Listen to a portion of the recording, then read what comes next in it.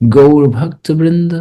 हरे कृष्ण कृष्ण कृष्ण हरे हरे, हरे राम राम राम हरे हरे।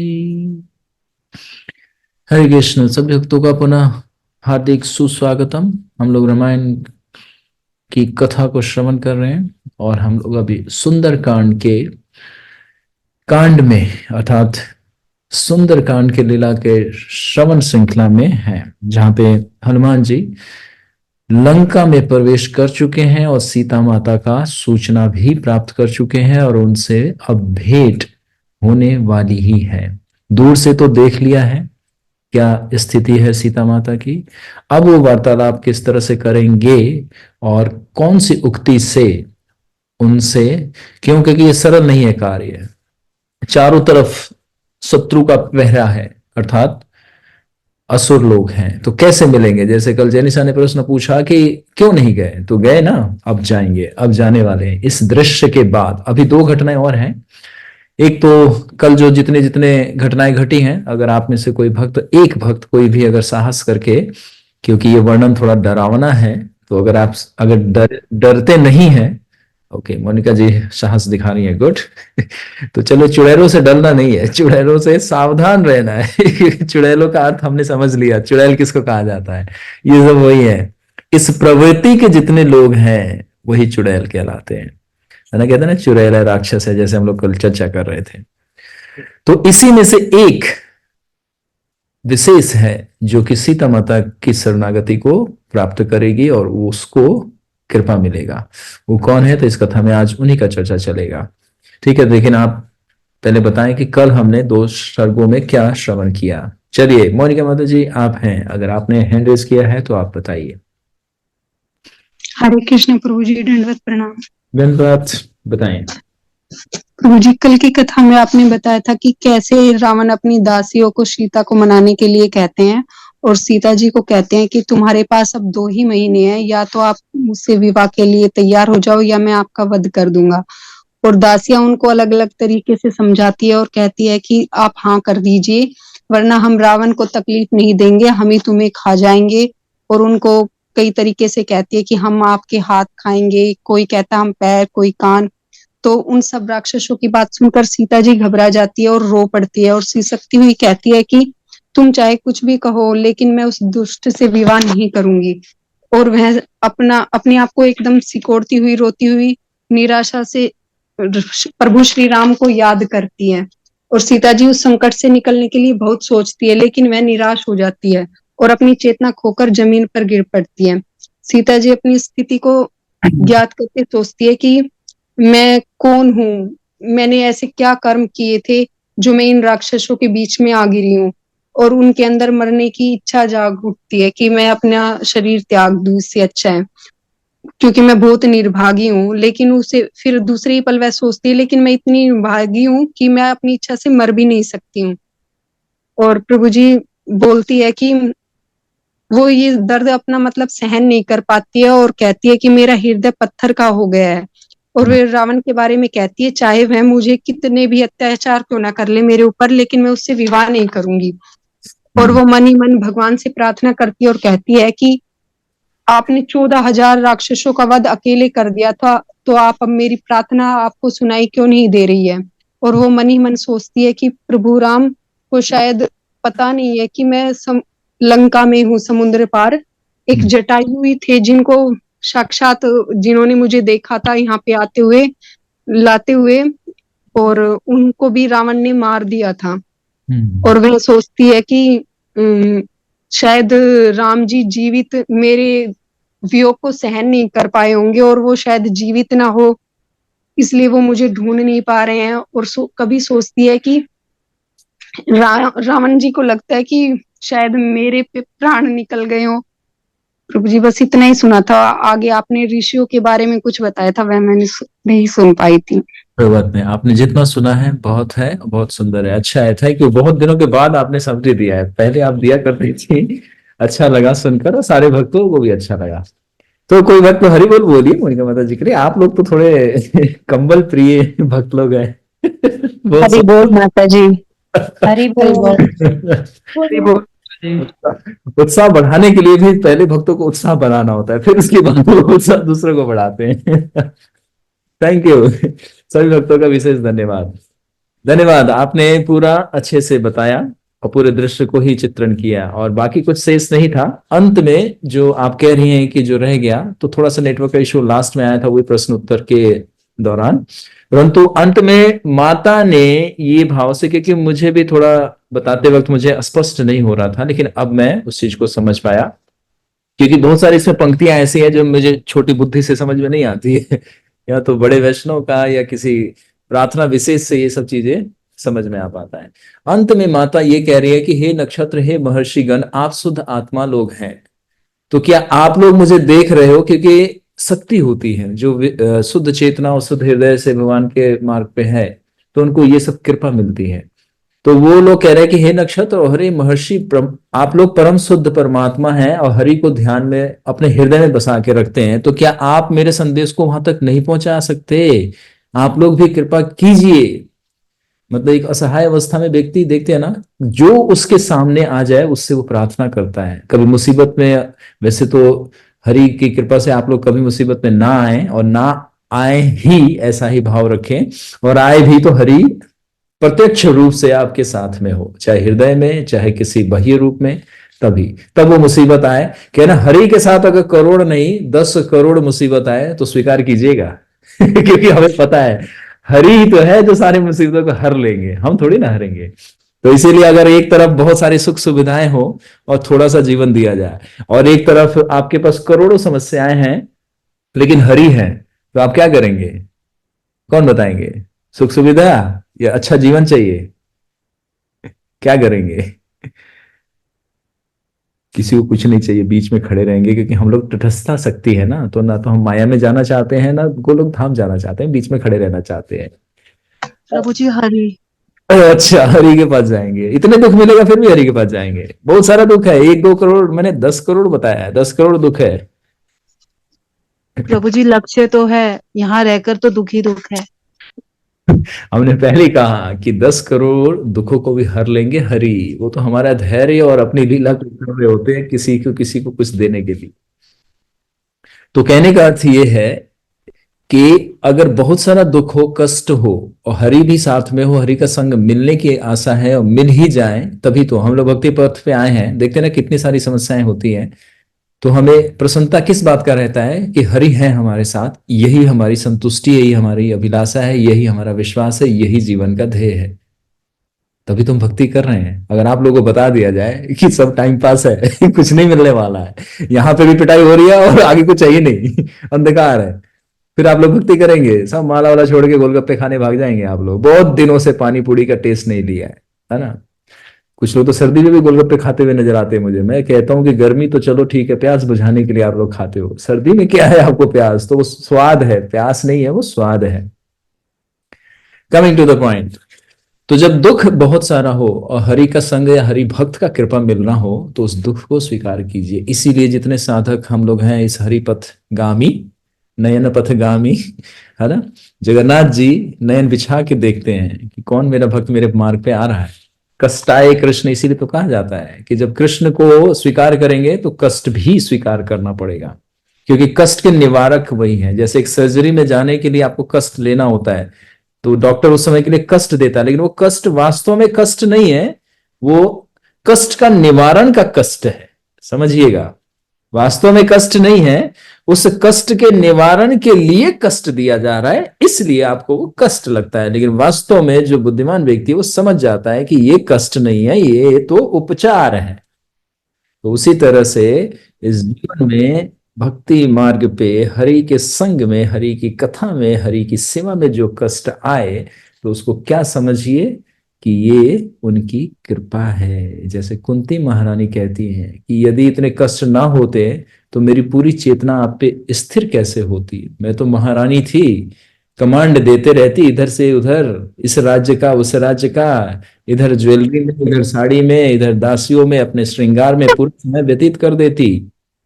तो अच्छा है द्वारकाधीश, हे मथुरा नरेश, हे गोपीनाथ, आपने इतनी कृपा करी है कि मैं आपको याद कर पाई, इसके लिए कोटि कोटि नमन।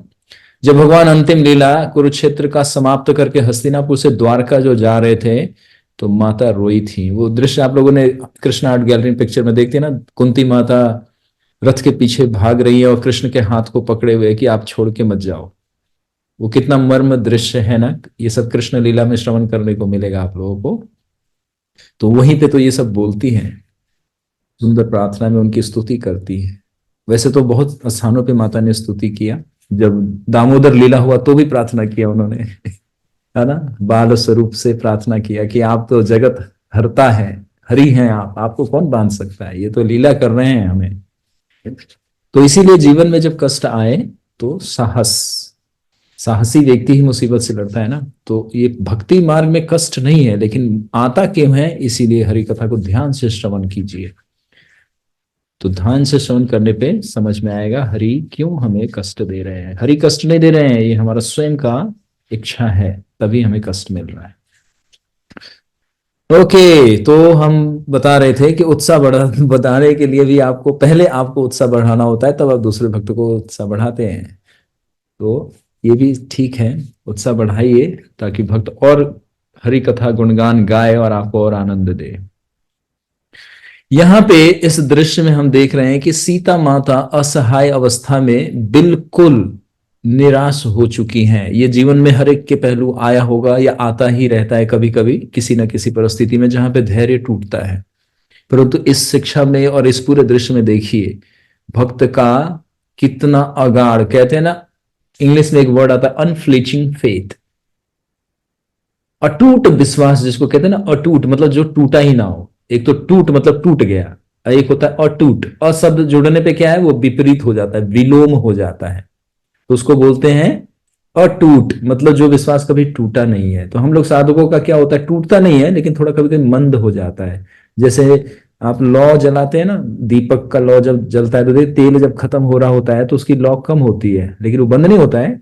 तो फिर क्या करना होता है, तेल पुनः डालना होता है, तो जो दीपक की ज्योति होती है पूरे पुनः प्रकाशित हो जाती है। तो उसी तरह से जो साधक है हरि हरि को प्रेम करते हैं, थोड़ी बहुत उनकी श्रद्धा जागृत हो गई है ना। हम लोगों की कितनी मात्रा में हुई है ये तो सिर्फ हरि जानते हैं और हमारे गुरु जानते हैं कि हाँ किसकी श्रद्धा कितनी हुई है अभी। तो जब जब हमारा श्रद्धा नीचे की तरफ आए, जब जब कष्ट आए, तो इसीलिए ये तीन का आश्रय लेना आवश्यक होता है, हरि गुरु वैष्णव। अच्छे भक्तों का संग लेने से भी भक्ति सुरक्षित रहेगी, और बिना संग का तो भक्ति होता ही नहीं है। तो हरि का संग तो अंत में मिलेगा, उससे पहले गुरु और शास्त्र का संग। गुरु के निर्देश में शास्त्र भी संग देते हैं। सर्व शास्त्र सर्व सिद्धि होए, शास्त्रों को पढ़ने से भी आपको संग मिलता है ना हरि कथा का, तो इसीलिए पढ़ना भी है।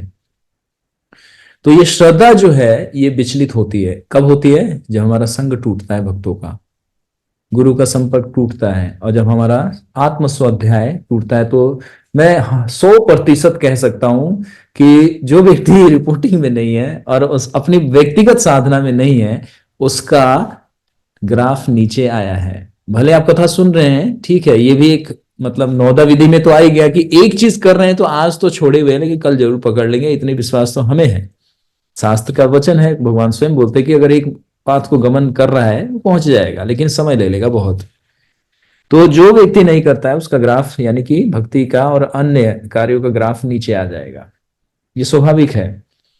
तो तेल का और बाती का दीपक का आप याद रखिए कि जब जब आपका लौ कम हो, आपकी भक्ति आपको लगे कि मेरी हल्की हो रही है, तो संग लीजिए, गुरु का संग, शास्त्र का संग, भक्त का संग, तो फिर देखिए आपकी भक्ति ऊपर आती है कि नहीं आती है। इसलिए तो एक साधक का भी जीवन में इसी तरह से परीक्षाएं होती हैं।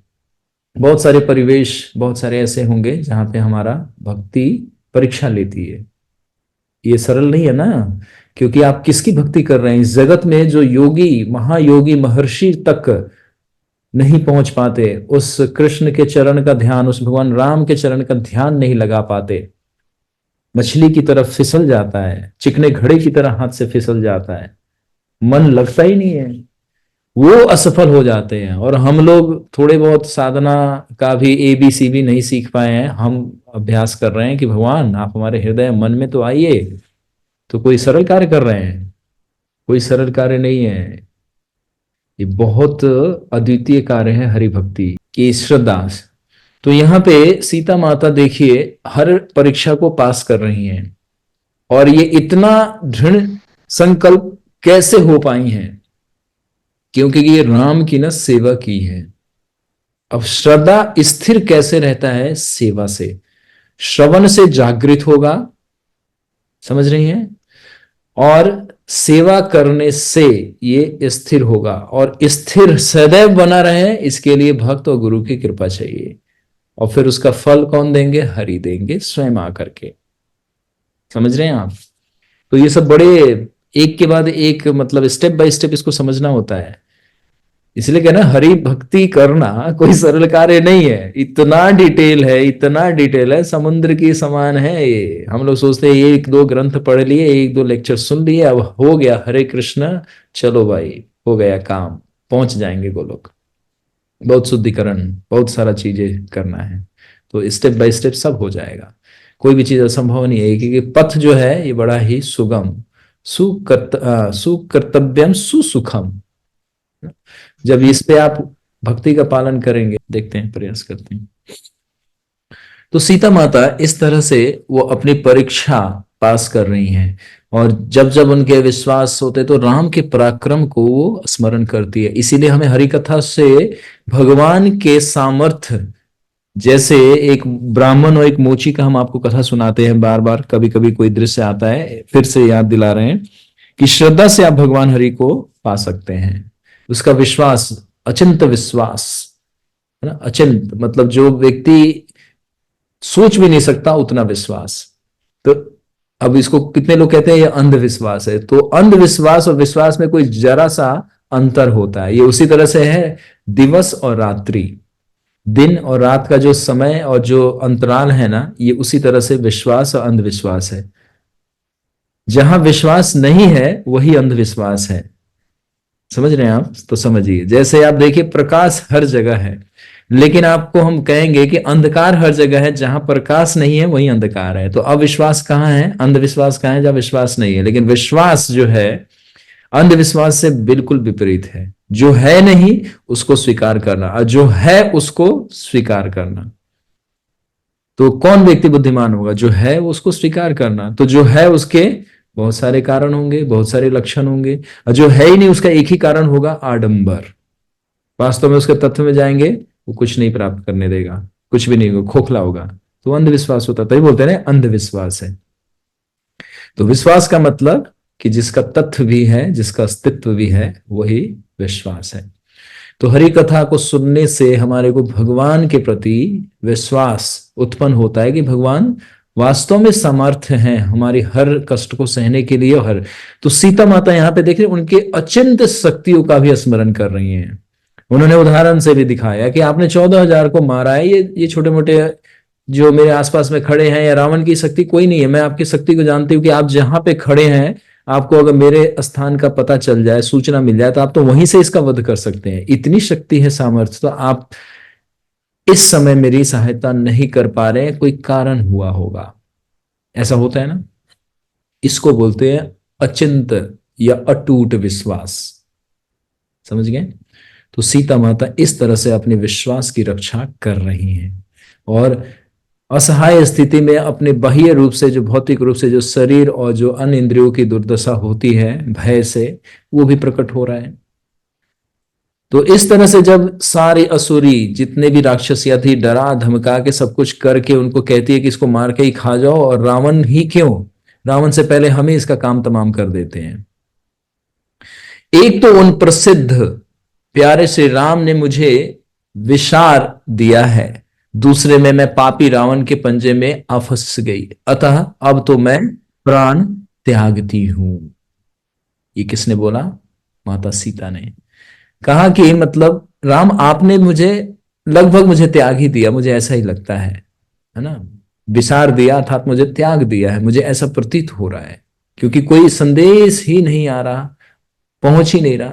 और दूसरे में मैं इतनी पापी हूं कि दुष्ट मुझे कष्ट दे रहा है।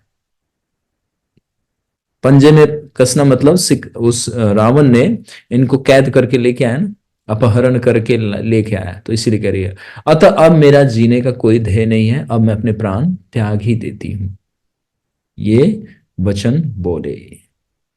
इत्यक्तं सीतया घोरा राक्षस्यया क्रोधमूर्छिता कश्चिज्जन्म उदगमस्ताद अख्यातु रावणस्य तपस्विना।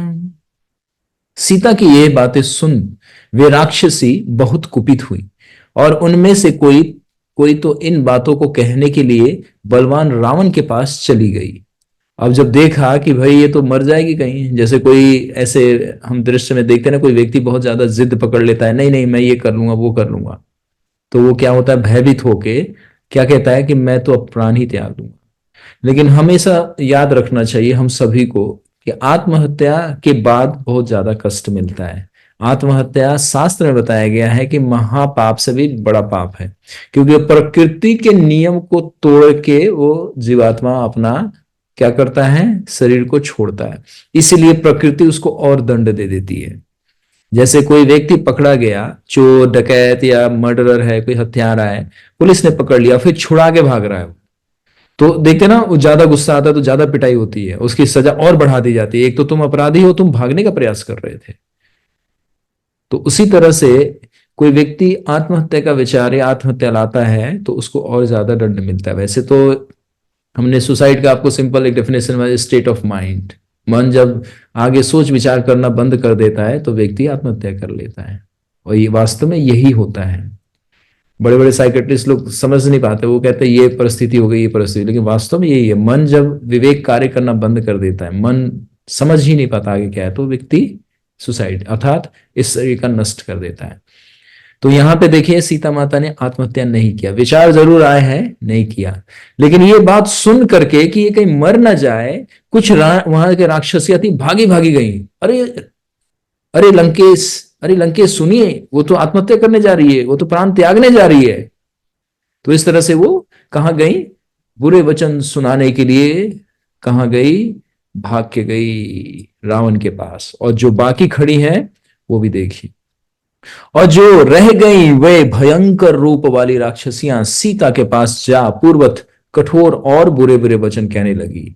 अब और ताना मारने लगी, अच्छा तू मरना चाहती है तो ठीक है, हमारा काम तू और सरल कर दे, तू खुद ही मर जा, हम तेरे वैसे ही मार के खाने वाले थे, तू खुद ही आत्महत्या कर ले, तो हमारे लिए और सरल है कि तू ज्यादा छटपटाएगी नहीं, ज्यादा मुझे कष्ट, ज्यादा परिश्रम नहीं करना पड़ेगा। ये कौन कहती हैं, अन्य राक्षसियां। भक्तगण सुन पा रहे हैं ना, कोई भक्त मुझे बताए, बीच में ज्यादा डिस्टरबेंस तो नहीं। हरि बोल प्रभु जी, सुन पा रहे। ओके ठीक है, थैंक यू। वरना आप लोग इतने विनम्र हैं, आधे घंटे बाद बोलेंगे कि प्रभु जी हमें तो सुनाई नहीं दे रहा था, फिर हमारे ऊपर 4 चिड़िया घूमने लगेंगी, एक स्वर्गलोक से, एक गंधर्व लोक से, एक ब्रह्मलोक से, एक पृथ्वी लोक से। हम कहेंगे हरि बोल हरि बोल हरि बोल।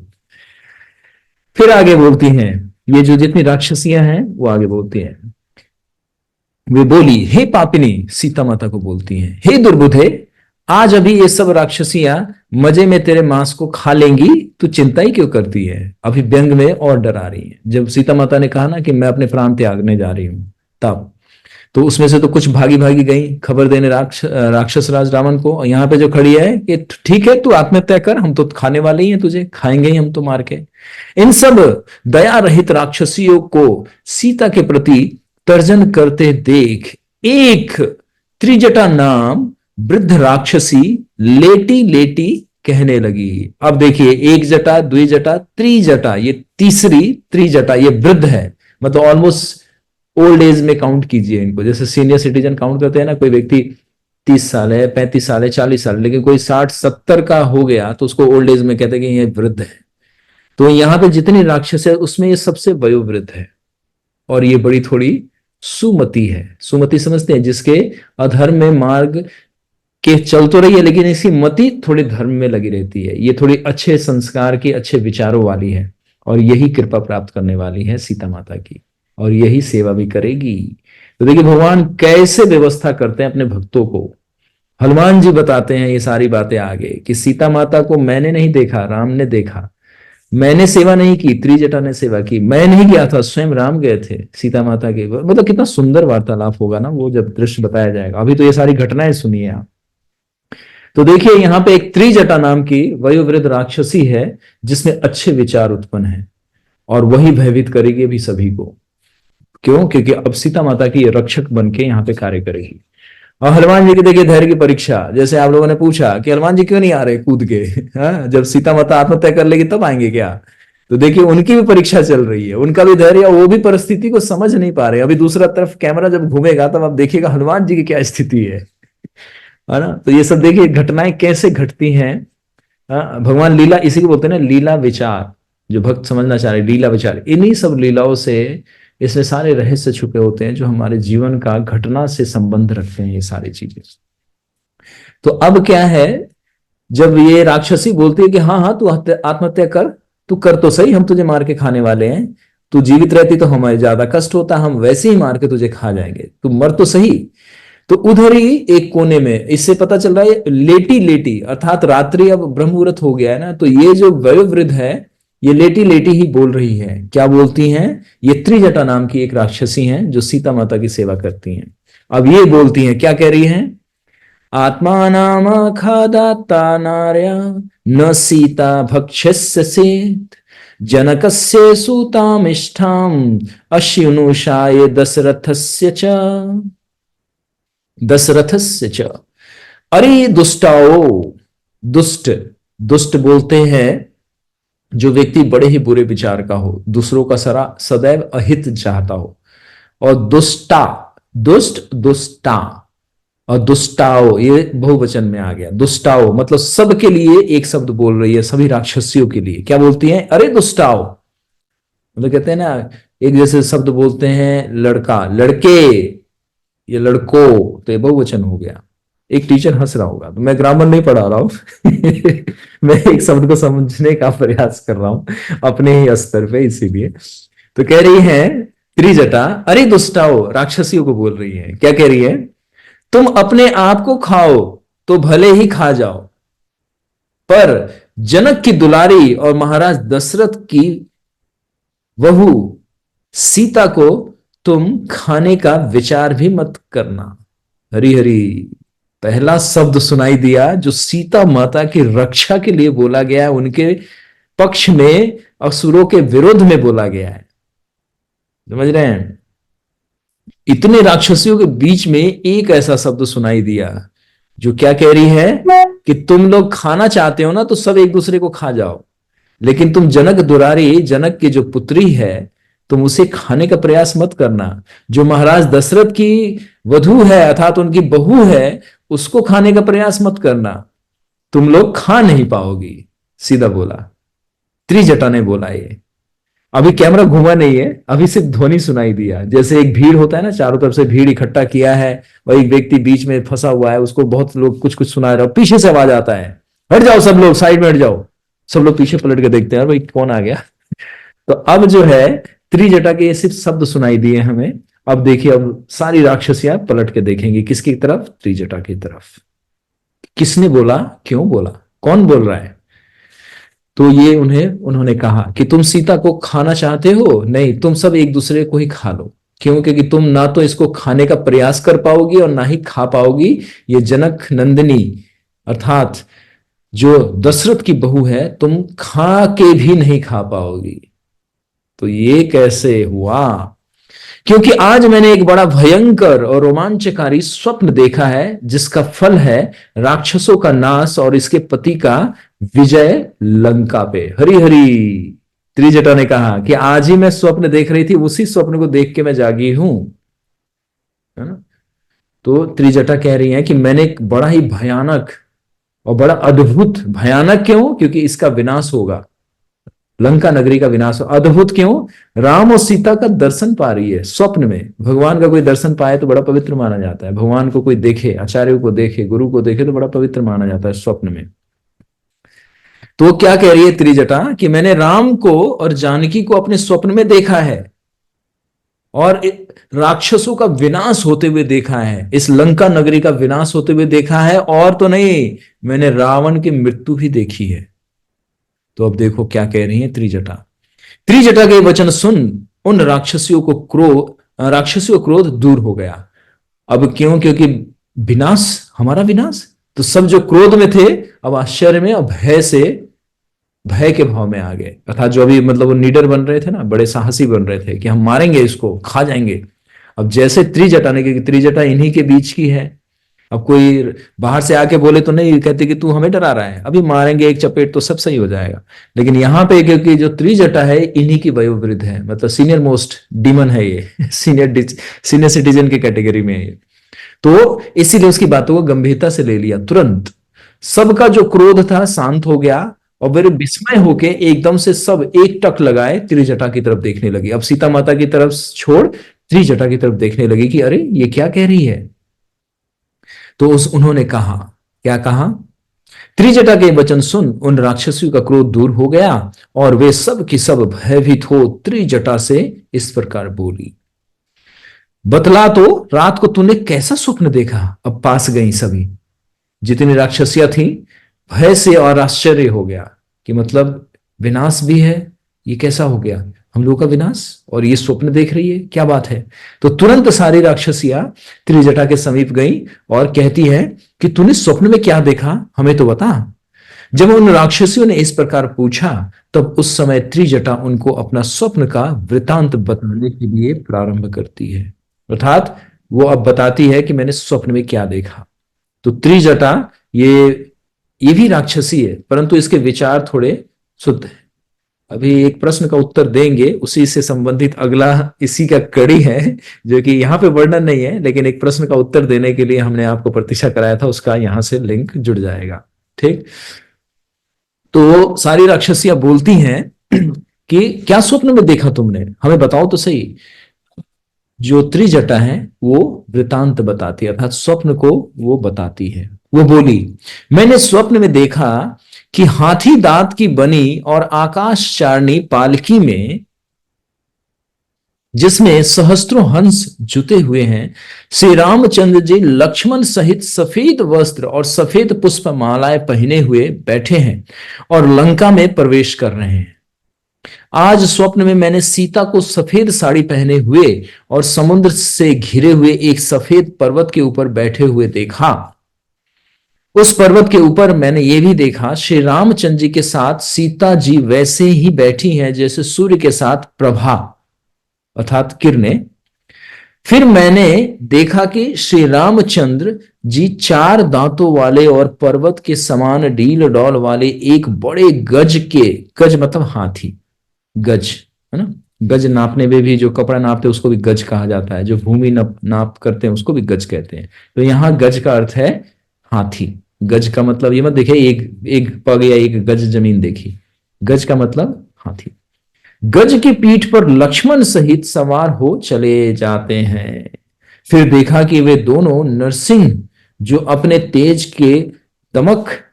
से दमक रहे हैं, सफेद वस्त्र और सफेद फूलों की मालाओं को पहने हुए जानकी के निकट आए हुए हैं। फिर देखा कि उस पर्वत के शिखर पर आकाश में खड़े हाथी के ऊपर जानकी जी सवार हुई हैं। उस गज को उनके पति श्री रामचंद्र जी पकड़े हुए, अर्थात जो गज को ऐरावत के रूप में मतलब स्वयं ही उसका वाहन कर रहे हैं। जैसे गज होता है तो गजपति बोला जाता है, जो ऐरावत होता है उसको गजपति भी बोला, पति इसलिए क्योंकि उसका स्वामी है, उसको नियंत्रित करता है। जैसे स्त्री के जो विवाह होता है तो जो पुरुष होता है उसको पति कहते हैं ना, तो पति का अर्थ क्या है कि वो उस पर नियंत्रित रखता है, अपना नियंत्रण रखता है, अपना वर्चस्व, अपना स्वामित्व रखता है। लेकिन शोषण और स्वामित्व में बहुत अंतर है। आज की मैं परिकल्पना नहीं करूंगा क्योंकि आज तो बहुत कुछ विपरीत हो गया ये सब। तो पति उसी को कहा जाता है। तो जो ऐरावत होता है उसको भी गजपति कहा जाता है। गजपति अर्थात गज को नियंत्रण करने वाला, अर्थात हाथी को अपने नियंत्रण में रखने वाला। और गजपति जो बहुत सारे हाथियों को अपने अंतर्गत रखता हो, तो राजा को भी गजपति कहा जाता है क्योंकि उसके पास घोड़े, ऊंट, गाय पशुधन के रूप में होते हैं। तो जब ज्यादा गज हो अर्थात ज्यादा हाथी हो उसको भी गजपति कहा जाता है। तो यहां पे गजपति राम को कहने का अर्थ क्या है कि स्वयं वहां पे कोई महावत नहीं है, उस पे कोई, उस ऐरावत के ऊपर कोई महावत मतलब ड्राइवर, जैसे रथी होता है तो रथ को चलाने वाला, उसी तरह से गजपति या महावत कहा जाता है। तो वो उसके ऊपर बैठ के अंकुश से उसको नियंत्रित करता है। तो वहां पे जो देख रही है ये स्वप्न में, वो त्रिजटा जो है वो स्वयं देख रही कि राम ही उस हाथी का संचालन कर रहे हैं। फिर देखा उस पर्वत के शिखर पर आकाश में खड़े हाथी के ऊपर वो विराजमान है, जानकी जी के साथ सवार है। उस गज को उनके पति रामचंद्र स्वयं पकड़े हुए हाँक रहे हैं। तदंतर कमल नयनी जानकी उनके समक्ष उछली और उस पे मैंने देखा कि जानकी सूर्य और चंद्रमा को अपने दोनों हाथों से पोंछ रही है। तदंतर विशालाक्षी सीता सहित उन दोनों राजकुमारों को अपनी पीठ पर चढ़ा वह उत्तम गज आकर लंका के ऊपर ठहर गया। और फिर देखा कि 8 बैल से युक्त रथ में स्वयं आप बैठे और अपनी भार्या सीता को साथ ले आए हैं। फिर बलवान श्री रामचंद्र अपने भाई लक्ष्मण और भार्या सीता सहित सूर्य की तरह दमकते हुए पुष्पक विमान पर सवार हो उत्तर की ओर जाते हुए दिख पड़े। दिन स्वप्न टुकड़ों में दिखता है। स्वप्न मतलब एक आप सोचेंगे ना कि पूरा दृश्य देख लूं, कभी कभी ऐसा बड़ा दुर्लभ होता है कि हम लोग कोई स्वप्न देखते हैं तो पूरा सिस्टमेटिकली कहते हैं ना, मतलब श्रृंखलाबद्ध दिखता है। कभी कभी कुछ दिखता है फिर अजीब सा दिखेगा फिर कुछ दिखेगा, इसलिए कहते हैं ना सपनों का कोई अस्तित्व नहीं होता सुनने में आता है ना हम लोगों का। तो यहाँ पे ये एक एक दृश्य को देख रही है, लेकिन वो दृश्य को पूरा बता रही है कि मैंने क्या क्या देखा, एक में ये देखा, एक में ये देखा, एक में ये देखा, एक में ये देखा। समझ रहे हैं आप लोग? जैसे क्लिप देखते हैं ना, वीडियो का कोई मूवी का क्लिप है तो मूवी होता है, लेकिन उसके पूरे चलचित्र को क्लिप वाइज दिखाते हैं, तो कुछ कुछ पोर्शन यहां से कुछ पोर्शन वहां से, ऐसे। तो स्वप्न भी कभी कभी ऐसे ही देखते हैं, लेकिन उस सारी कड़ियों को जोड़ा जाता है तो उसका दृष्टांत समझ में आता है कि इस स्वप्न का मतलब ये था।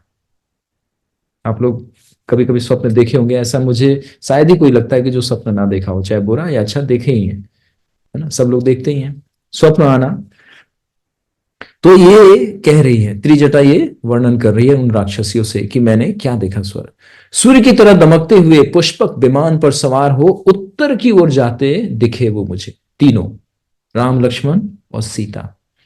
एवं स्वप्ने मया दुष्टो रामो विष्णु पराक्रमम लक्ष्मण एना सड़ भ्राता सीतया सह राघवा। इस प्रकार स्वप्न में मैंने अपनी पत्नी सीता सहित विष्णु भगवान के सदृश पराक्रमी श्री रामचंद्र को तथा उनके भाई लक्ष्मण को देखा है। जैसे पापियों के लिए स्वर्ग में जाना असंभव है, वैसे ही देव, दानव अथवा राक्षसों के लिए श्री रामचंद्र को जीत पाना असंभव है। किसने बोला? त्रिजटा ने कहा राक्षसियों को।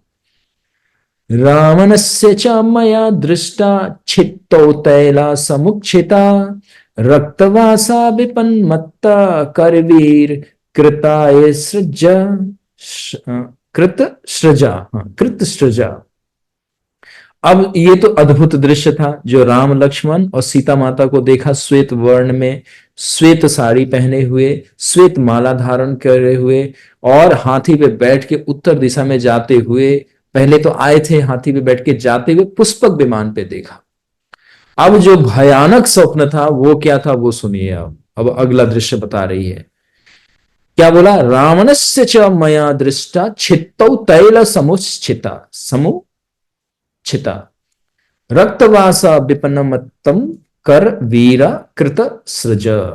मैंने रावण को भी स्वप्न में देखा। अगली कड़ी वो जोड़ रही है, वह तेल में डूबा हुआ जमीन पर लोटा हुआ है, अर्थात लेटा हुआ है, मदिरा पान किए हुए है, मतलब उन्मत्त है, लाल कपड़े और कनेल के फूलों की माला पहने हुए है। पुष्पक विमान से रावण पृथ्वी पर आ गिरा है। फिर देखा कि उसको पकड़कर स्त्रियां खींच रही हैं।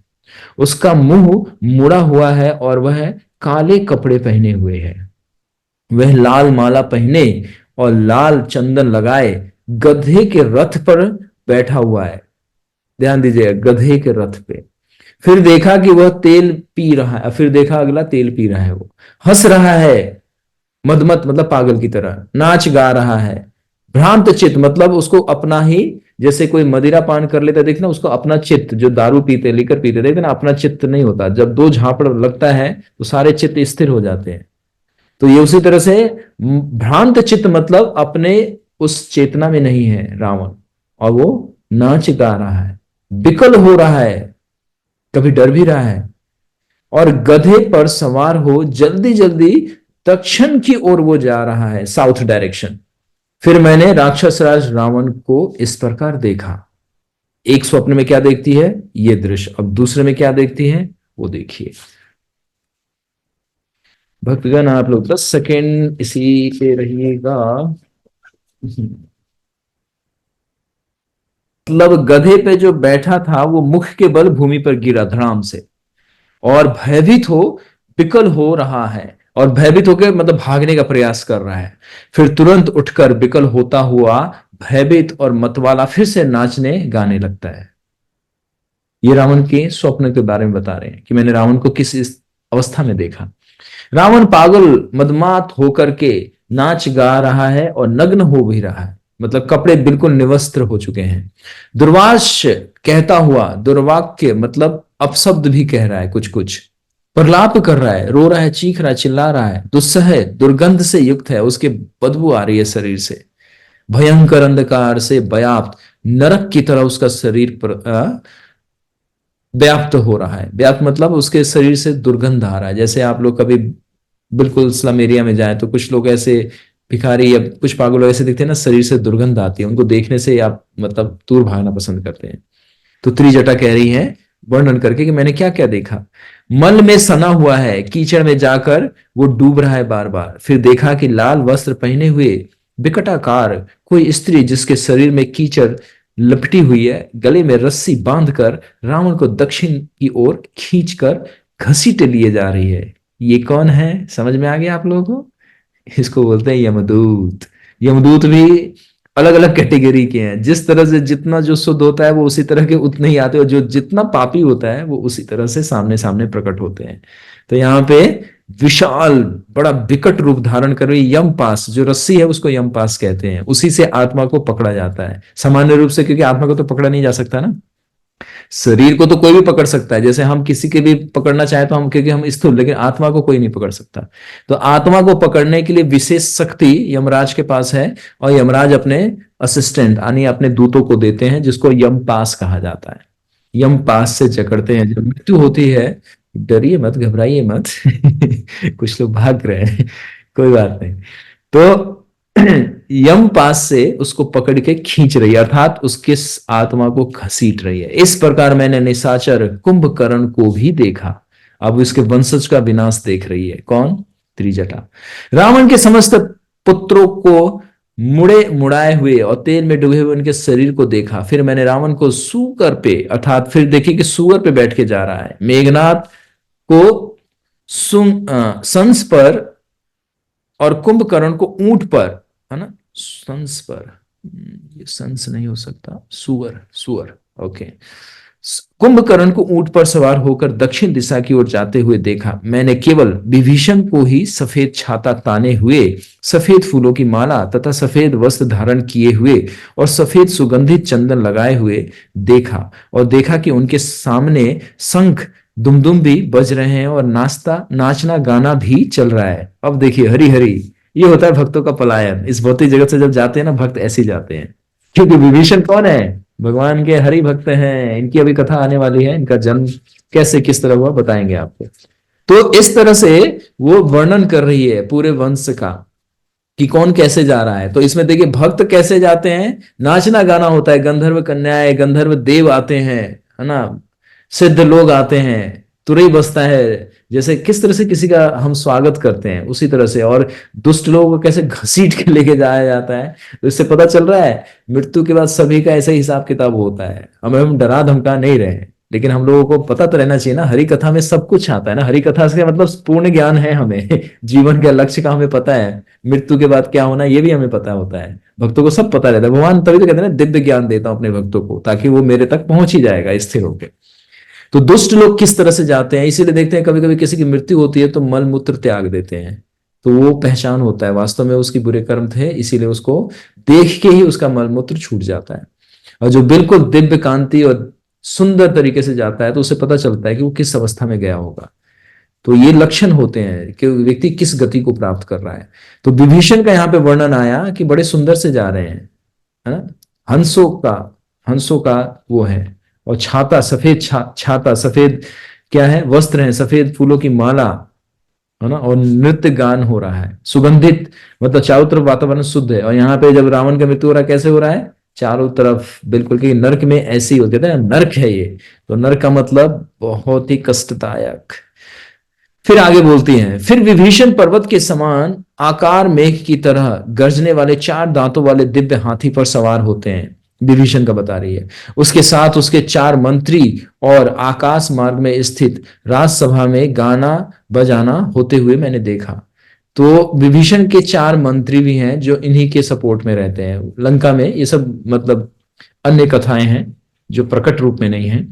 तो वो भी, क्योंकि कहते हैं ना, जब हम अच्छे व्यक्ति के संग में होते हैं, अच्छे का संग देते हैं, तो हमें भी अच्छा ही हर चीज प्राप्त होता है। बुरे लोगों का संग देते हैं, बुरे लोगों के लिए कोई भी कार्य करते हैं, तो उसका परिणाम भी बुरा ही होता है। तो उसी तरह से जब यहाँ पे 4 मंत्रियों का नाम लिया गया है, मैंने नहीं बताया, इसमें वर्णन है, वाल्मीकि जी ने वर्णन किया यहाँ पे। तो 4 मंत्रियों का अर्थ है कि मतलब उनके सहायक थे। रावण के मध्य में ये 4 मंत्रियां विभीषण को हमेशा सदगति पे सही विचार प्रकट करने के लिए कहते थे और इनका संग देते थे। तो ये एक लक्षण है कि अच्छे व्यक्ति के साथ हमारा अगर संपर्क होता है तो हमें भी उसका परिणाम अच्छा ही मिलता है। और भक्त हो या भगवान के मार्ग पे हो या भक्ति के मार्ग पे है तो अति उत्तम है। इसीलिए सेवा, ये सब चीजें हम लोग क्यों चर्चा करते हैं? क्योंकि पुण्य तो इतना है नहीं कि भक्ति शुद्ध कर ले, तो कम से कम किसी की महात्मा की कृपा ही मिल जाए, किसी साधु की कृपा ही मिल जाए, किसी भक्त की कृपा मिल जाए, किसी आचार्य की कृपा मिल जाए, तो हमारी गाड़ी भी चल लेगी ना। तो इसीलिए सेवा, सेवा से सर्व सिद्धि हो जाता है। तो ये सब मार्ग होते हैं जिससे हमें कृपा प्राप्त होता है। तो इस तरह से वो बता रही हैं कि मैंने विभीषण को इस तरह से देखा और देखा कि लंकावासी समस्त राक्षस मद पी रहे हैं, अर्थात मदिरा पान कर रहे हैं, और लाल फूलों की मालाएं धारण किए हुए, लाल रंग के कपड़े पहने हुए। फिर मैंने देखा कि रमणीक लंकापुरी घोड़ों, रथों और हाथियों सहित समुद्र में डूब गया। उसके गोपुर द्वार और तेरण द्वार, ये लंका के जो द्वार है उनके नाम है, ये सब है ना, टूट गया, फूट गया। फिर मैंने स्वप्न में देखा कि रावण द्वारा रक्षित लंका किसी बलवान, अर्थात किसी नहीं, स्वयं रामचंद्र के दूत बानर ने जलाकर भस्म कर डाला। राक्षस की स्त्रियों को मैंने देखा कि वो शरीर में भस्म लगाए तेल पी रही हो और मतवाली हो, नंग ध्रंग नृत्य कर रही है और हंस रही है, रो रही है, गा रही है। फिर कुंभकर्ण आदि यहाँ के प्रधान समस्त राक्षस लाल कपड़े पहने हुए, गोबर मड़े हुए कुंड में गिर गए, गोबर के कुंड में गिर गए, अर्थात मल के कुंड में गिर गए। सो राक्षसियों, तुम सब यहां से चली जाओ, देखना सीता रामचंद्र को शीघ्र ही प्राप्त हो जाएगी। तो ये पूरा दृष्टांत कितने सुनाया? त्रिजटा ने बताया कि तुम लोग संभल लो, मैंने क्या देखा भविष्य और स्वप्न में मैंने क्या देखा इस लंका का, वो मैं तुम्हें बताती हूं। यदि तुम लोगों ने ऐसा ना किया तो कहीं के परम क्रुद्ध हो, है ना, कहीं के परम क्रुद्ध हो राक्षसों के साथ तुम्हारा भी अंत ना हो जाए। मेरी समझ में तो यह आता है कि अपनी ऐसी अति प्यारी, अत्यंत कृपा पात्री, वनवास में भी साथ देने वाली भार्या को तुम्हारे द्वारा दुर्दशा की गई देख श्री रामचंद्र तुम्हें भी यमलोक ना पहुंचा दे और कभी क्षमा ना करेंगे। अतः तुम्हें उचित है कि अब सीता से कठोर वचन मत कहो और अब उनसे ऐसी बातें ना कहो जिससे उसके धीरज टूटे और उसके हृदय को आघात लगे, बल्कि तुम लोग उसके धीरज को बांधो। मेरी तो यही इच्छा है कि हम सब मिलकर सीता जी से अनुग्रह की प्रार्थना करें, क्योंकि जिस दुखियारी स्त्री के बारे में ऐसा स्वप्न देखा जाता है वह विविध प्रकार के दुखों से छुटकर अपने प्यारे पति को पाती है। हे राक्षसियों, यद्यपि तुम लोगों ने इसको बहुत डराया धमकाया, अभी भी तो तुम ये स्मरण रखो, इस बात से चिंता करने का इस बात से चिंता करो कि तुम्हारा भी विनाश निश्चित है, और तुम इस बात का विचार ना करो कि तुम सीता को किसी प्रकार से हानि पहुंचा पाओगी। अब राक्षसों को श्री रामचंद्र ने बड़ा भय, अब राक्षसों को श्री रामचंद्र से बड़ा भय आने वाला है। अब यह जनक नंदिनी प्रणाम करने से प्रसन्न हो जावे तो तुम तुरंत इसे प्रणाम कर लो। हरि हरि। तब राक्षसियों को इस महाभय से बचाने में हम समर्थ होंगी। मतलब राक्षस वंश को बचाने में हम समर्थ हो पाएंगे। इन विशाल नयनी सीता के शरीर में दुख की रेखा भी तो नहीं दिख पड़ती है, और ना इसके अंग विरूप ही दिख पड़ते हैं। इनकी मलिन कांति देखने से अवश्य इनको दुख होने का संदेह होता है, किंतु ये देवी दुख नहीं सह सकती। मैंने स्वप्न में भी इनको विमान में स्थित देखा है। इससे मुझे जान पड़ता है इनके कार्यों की सिद्धि निश्चय अब होने वाली है। हरि हरि। ये सारी भविष्यवाणी कर रही है कौन? त्रिजटा। और रावण का नाश, श्री रामचंद्र की विजय अवश्य होने वाली है। एक और कारण भी है जिसके इनका शीघ्र एक बड़ा सुख संवाद सुनना निश्चय जान पड़ता है। अब देखिए, ये संकेत हनुमान जी को दे रही है। हनुमान जी को त्रिजटा ने देखा नहीं है, लेकिन क्या करिए, सुख संवाद सुनने वाली है ये स्त्री। मतलब भविष्य पहले ही क्या है वो प्रकट हो रहा है इसके हृदय में कि अभी बस बहुत जल्दी ये सुख संवाद सुनने वाली है। तो अब अगले दृश्य में देखिए क्या बिल्कुल दृश्य ही बदल जाएगा यहाँ पे।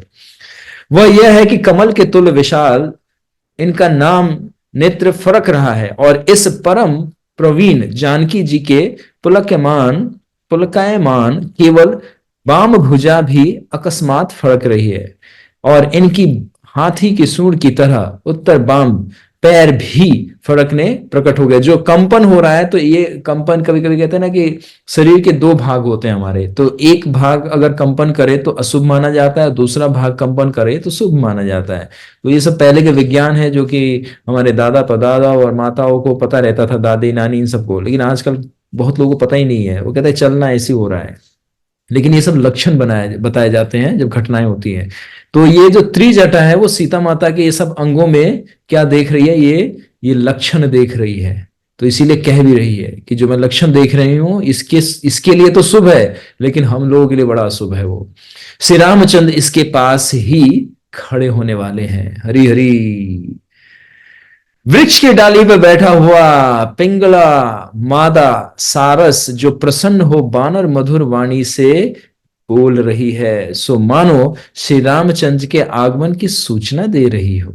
मधुर वाणी से बोल रही है, पिंगला है ना, मादा सारस पक्षी बोल रही है। तो मतलब इसी क्षण में सारस पक्षी ने भी गुणगान करना शुरू किया। तो वो ये क्या कह रही है कि रामचंद्र के आने की सूचना है ये। हरी हरी। तो भक्तगण, हम ये विराम देंगे। अब एक दृश्य अभी तो ऑलमोस्ट हम लोगों ने कवर किया, थोड़ा सा और है, और बाकी जो एक और कथा इसी में आ गया है वो हम लोग आने वाले श्रृंखला में श्रवण करेंगे। तो अब इतना आज के लिए विराम देंगे। अब आपका कोई प्रश्न है, जिज्ञासा है, कोई संदेह है तो पूछिए, यदि आप सुन पा रहे हैं सही से। तो किसी का कोई भी संदेह है पूछिए।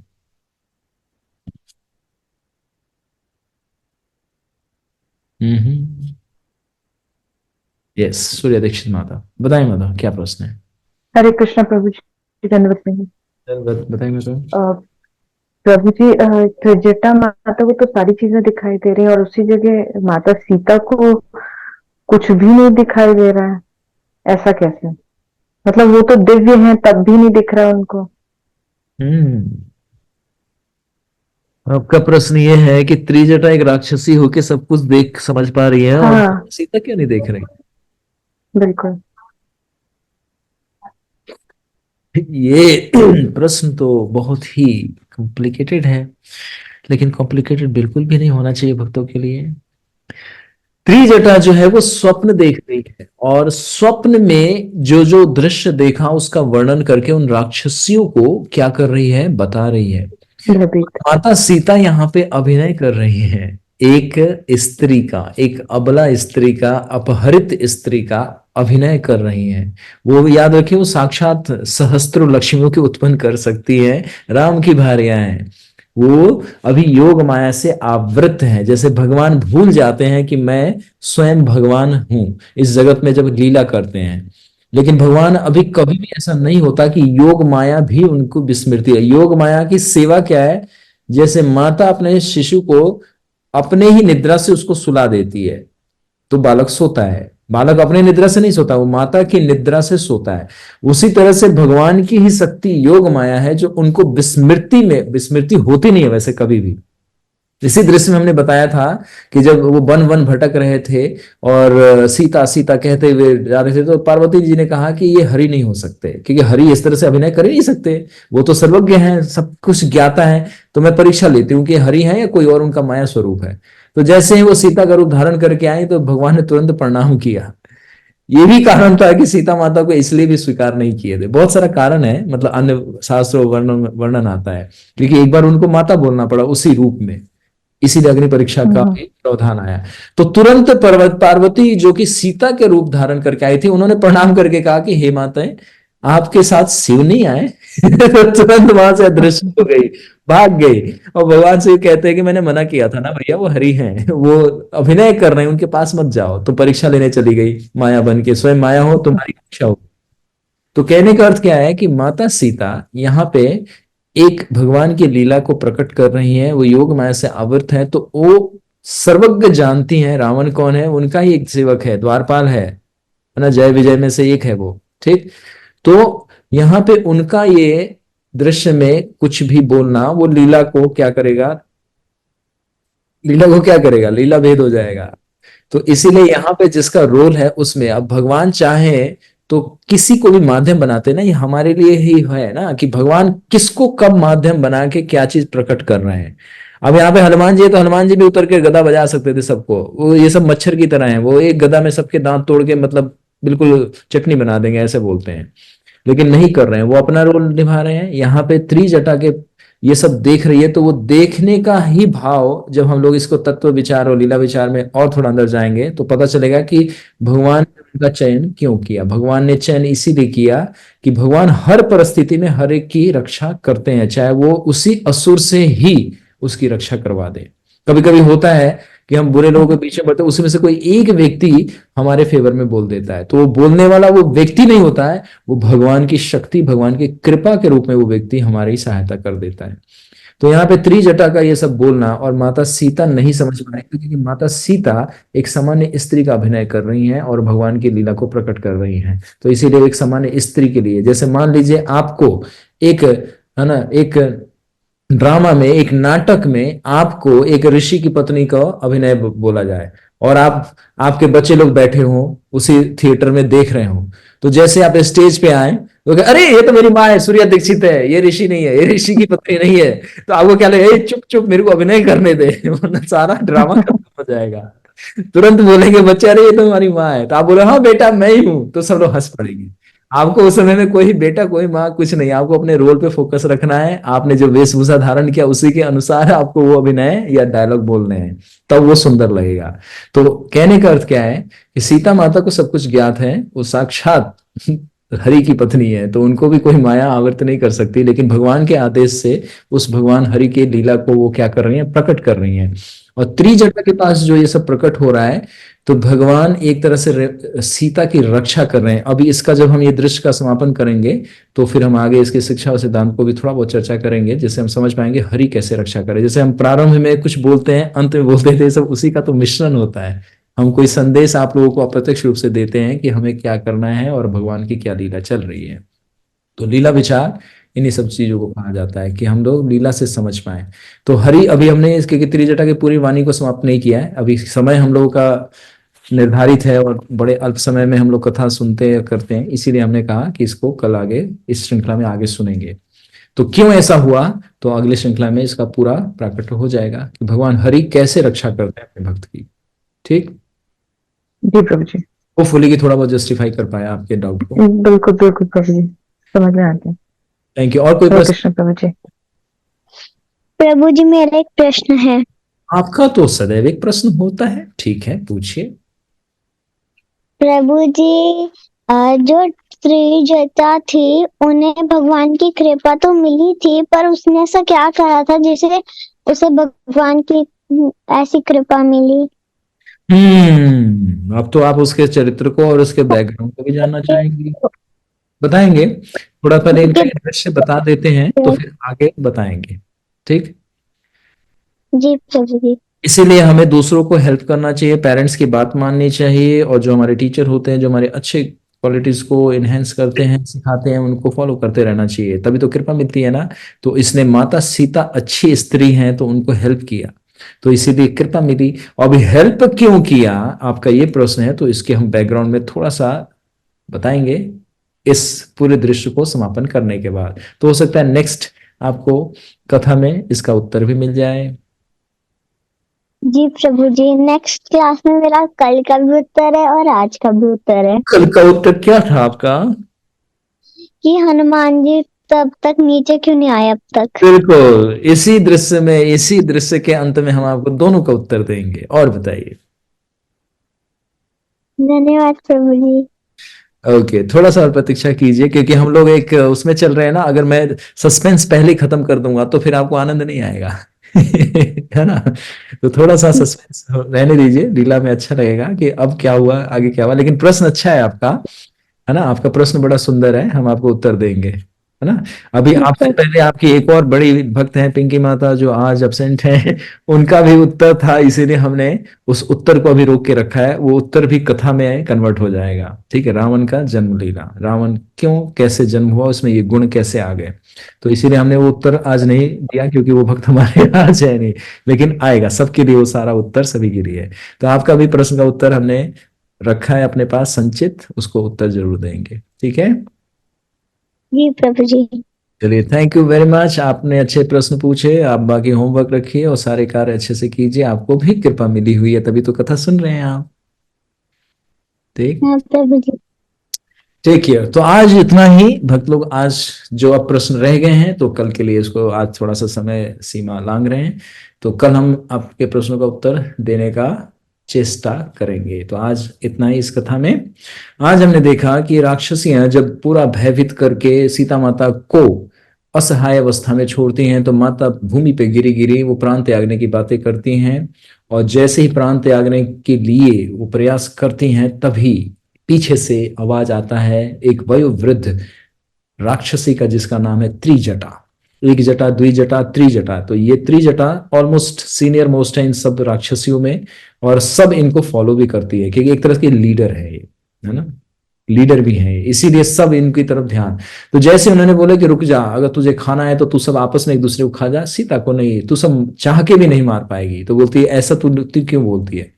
तब वो अपने स्वप्न के बारे में, जो अभी इसी रात्रि में उसने स्वप्न देखा है, तो वो स्वप्न का वर्णन करती है कि रावण किस तरह से मृत्यु को प्राप्त हो रहा है। उसका पूरा वंश मृत्यु को प्राप्त हो रहा है, जिसमें कुंभकर्ण, मेघनाथ, अक्षय, सारे वंशों का सारे, और उसमें एक व्यक्ति विशेष जो कि अलग गति को प्राप्त हो रहा है, वो विभीषण है, भगवान भक्त हरि है, इसलिए उसका उच्च गति है। तो रावण के कुल में भी होके असुरों के बीच में भी देखिए, भक्तों का सदैव बोलवाला है, भक्त तो सदैव मुक्त हो जाएंगे। बस इसीलिए अपनी कर्तव्य को पालन करना है, हमें दूसरों को ज्यादा छेड़खानी नहीं करना है, हमें अपने कर्तव्य करना है। यही हरि कथा का सार होता है कि हम अपनी शुद्धिकरण कर लें, दूसरा नहीं हो रहा है तो कोई बात नहीं, भगवान देखेंगे उनको। तो इस तरह से वो सारे दृश्य को देखती है, और देखने के बाद वो अंत में बताती है कि इस लंका का विनाश हो रहा है, ये लंका डूब जाएगा और लंका में आग भी लगेगा, और कुछ ही समय के बाद इनके संदेशवाहक भी आने वाले हैं। तो वो संदेशवाहक तो ऑलरेडी एडवांस में आके बैठे हुए हैं पेड़ के ऊपर, तो भविष्यवाणी जो कर रही है वो सत्य होते हुए दिखेगा। तो इस तरह से त्रिजटा भविष्य की भविष्यवाणी करती हैं, और इनको कहती है कि इन सब विनाशों से बचना चाहते हो, अपनी प्राण की रक्षा चाहते हो, तो इस जो सामान्य स्त्री दिख रही है, ये सामान्य स्त्री नहीं है, ये दिव्य कन्या है, देव कन्या है। तुम तुरंत इसको प्रणाम करके क्षमा मांग लो, ताकि हम लोगों का प्राण बच जाए, क्योंकि राम आएंगे, सबका विनाश निश्चित है। तो इसीलिए राम के आने से पहले तुम लोग शरणागत हो जाओ। तो इस दृश्य में हम लोगों ने इतना आज कथा सुना। अब हम लोग कल इसी कथा को आगे बढ़ाएंगे, जिसमें आप सबका प्रश्न का उत्तर भी होगा, और रावण का जन्म लीला भी सुनेंगे, और उसके बाद देखेंगे कि त्रिजटा को कैसे कृपा मिलती है, और सीता माता का अब क्या स्थिति होता है, और सीता माता को कौन सांत्वना देता है इन राक्षसियों के बीच में। सारे प्रश्नों के उत्तर अगली श्रृंखला में है।